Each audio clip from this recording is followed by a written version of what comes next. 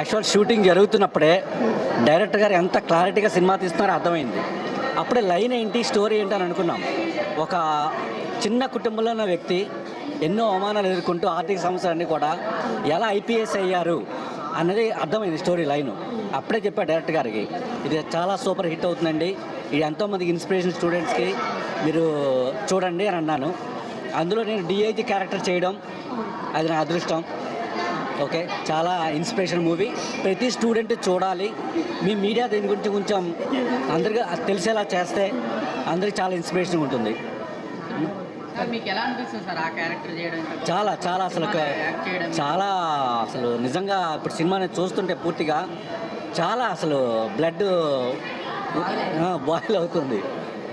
అంత ఇన్స్పిరేషన్, కళ్ళంటే నీళ్ళు వచ్చే కొన్ని సంఘటనలు.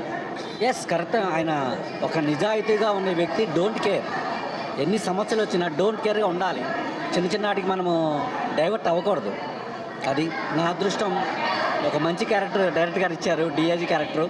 యాక్చువల్గా నేను ఏంటంటే పవన్ కళ్యాణ్ సినిమా ఓజీ, అందులో నేను డిఐజీగా చేశా. దాని నుంచి నాకు ఇది అవకాశం వచ్చింది ఇక్కడ. అక్కడ Prakash Raj combination DIG character, OG Pavan Kalyan సినిమా. అది చూసి ఇక్కడ డిఐజీ క్యారెక్టర్ వచ్చింది. కరెక్ట్గా నాది ఇంటర్వ్యూల్ పార్ట్ అవ్వగా నాది అయిపోయింది. అది తక్కువైనా మంచి పాత్ర చేయగలిగాను. మంచి